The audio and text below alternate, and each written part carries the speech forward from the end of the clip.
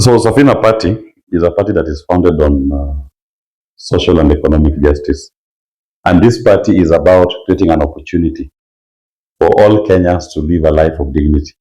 And we do believe that where we are today, the main problem affecting the people of Kenya is the economy. Our young people, when they came out to demonstrate, they didn't come out to demonstrate because of the bullets. They came out to demonstrate because of the economic pain they were going through. And the response of the state to those young people was to shoot them. So the shooting came as a consequence of the demonstrations, and the finance bill had promised the people more pain. They were already going through pain, and yet they are being promised more pain. It is like when Pharaoh said, if the Israelites are complaining, now we are going to whip them with whips made of scorpion. Let them feel more pain, enhance their pain. So the Kenyan people were feeling the economic pain, and Ruto's administration's response was to increase more taxes on them in the finance bill. That is what led the people of Kenya to come out to demonstrate. And the response of the state was to shoot, kill, to abduct, which is not right. That is an act which we condemn.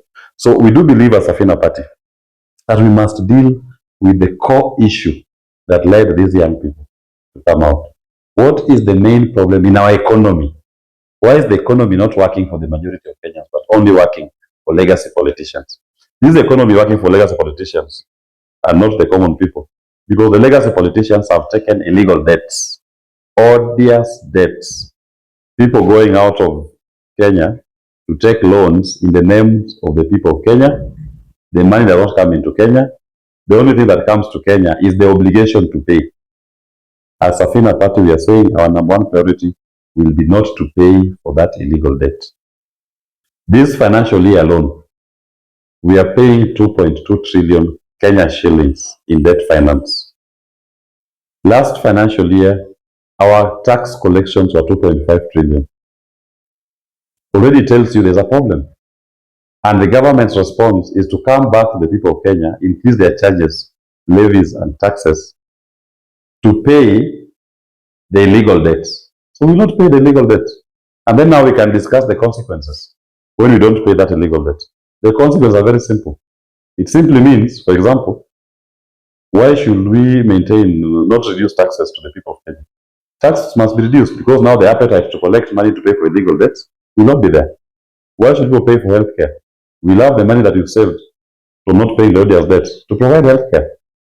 Why should education in primary, secondary still be charged? It should be free because the savings you've made from not paying illegal debt, apply it to that. And there's something which also we do believe as Safina Party that the state must address, and we as Safina Party with committee we are going to address it. This is a question of why does the state respond with brutality to the people when the people apply their constitutional rights? The police have turned itself to become a tool of oppression. They are a tool that is used by legacy politicians to harass, intimidate, to abduct, and to kill our young people. If you ask them, orders from above. As Safina Party, we believe that the above must be the people. And this is how we promise that we are going to achieve it. In every police station, there's a community that police station serves.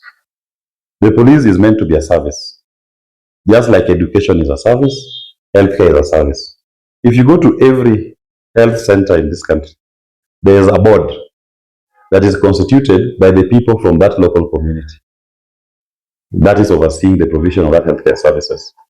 If you go to every school, there is a BOM, Board of Management, that is constituted by the people from that locality that oversees the administration of that school. How comes the police service does not have a board? We believe that it's time that now we need to have a civilian oversight board in every police station constituted by the people coming from that locality. And this board will have the right to inspect the cells, the right to ask, why is this inmate being kept here more than 24 hours? This inmate who is injured, why has not been taken to hospital?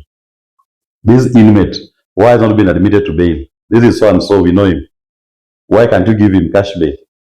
What is the reason why he's being held in custody? Why has not been taken to court?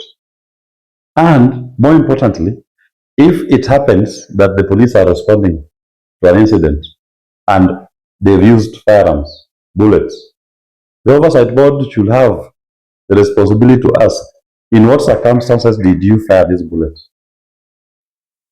What was at risk? Where is the incident report? What was the nature of fatalities, if any? What action has been taken? So we are able to oversight the police station and how they execute their functions. We also do believe, as Safina Party, that in terms of command, and at the command level, the OCPDs in every police station should be elected by the people in that police division, so that the above becomes the people at the division level, not a legacy politician in Nairobi. Give power back to the people. It's about empowering our people, so that it will never happen that a Subaru with balaclava-clad men comes to a police locality to pick an Albert from Homa Bay, drive him all the way to Nairobi to kill him. The OCPD in that location should be able to answer to the people, because he gets his mandate from the people. And no OCPD is going to allow a rogue unit to come from Nairobi to abduct his people, to move around in his police precincts with balaclavas and unmarked Subaru vehicles to harass, intimidate, to abduct, and to kill his people. No. So this is what I believe as Safina Party. And this is the promise that we are saying. Any Kenyan who desires to bring down this oppressive system that legacy politicians have used all these years to undermine the quest of the Kenyan good, welcome to Safina. It is a conversation that we are starting, and we do hope Kenyans will join us in droves. And so far, many are joining.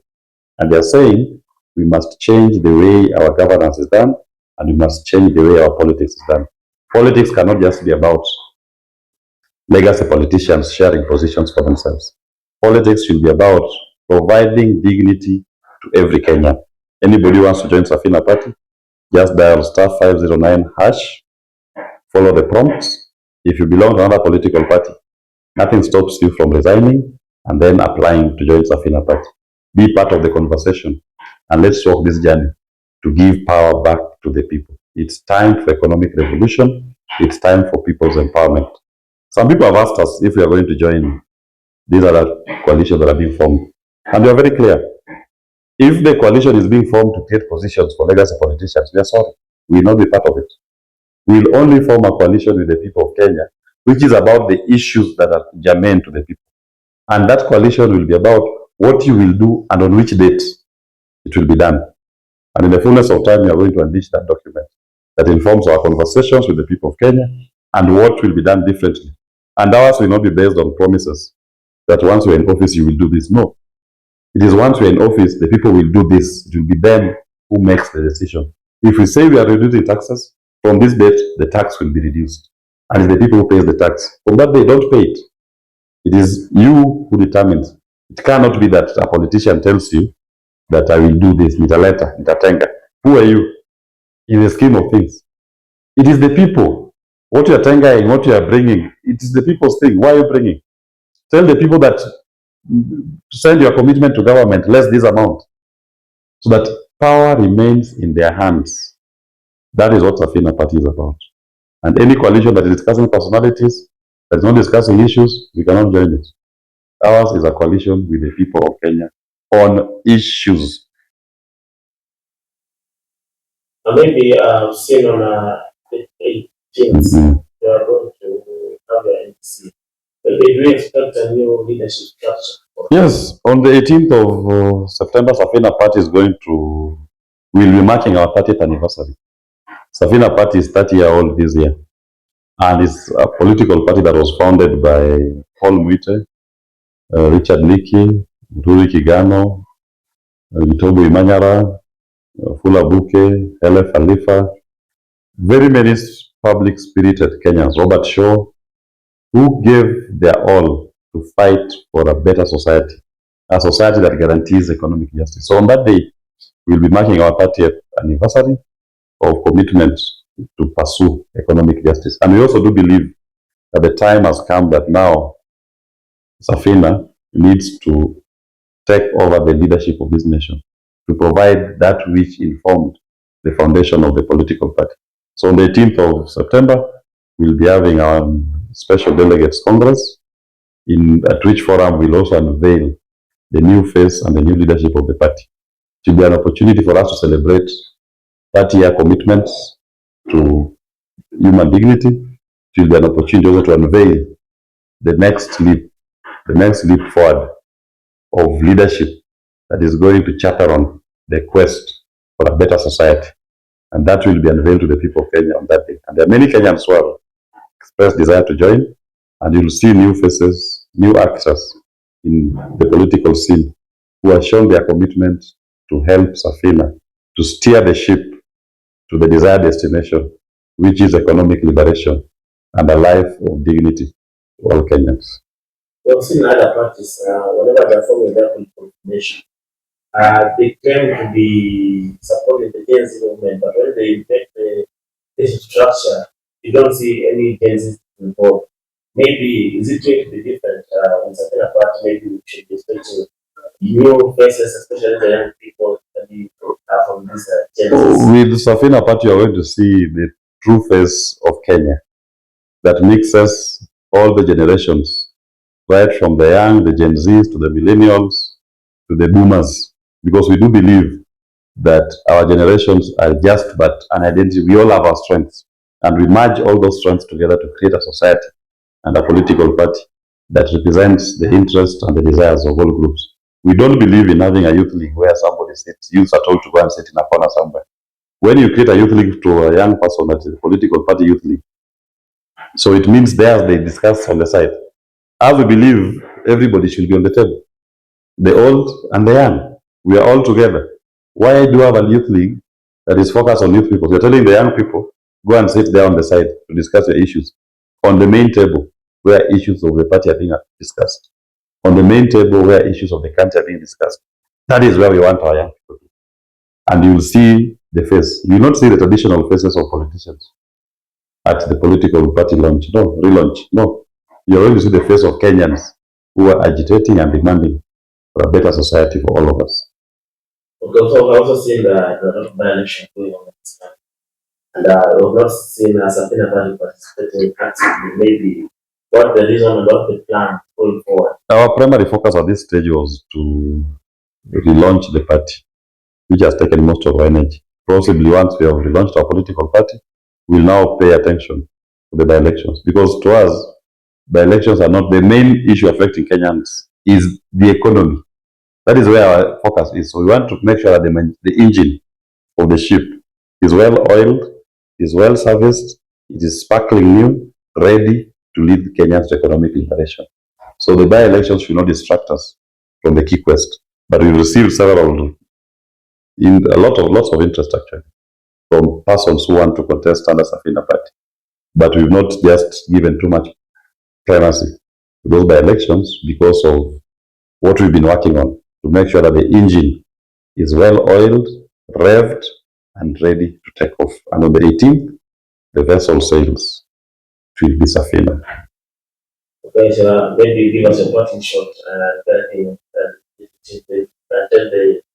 on the 18th, we welcome you to join us as we mark 30 years of Safina. I will invite you also to join Safina party as a member, as a Safina activist, as a Kenyan who believes that it is time now our liberation becomes about the economy, not about legacy politicians getting positions for themselves. This is a new conversation that Safina party is putting on the table, and we invite Kenyans who want to see real change. Change that begins at your home, not at the doorstep of a legacy politician. Come and join the political party Safina and be part of this new conversation. Thank you very much.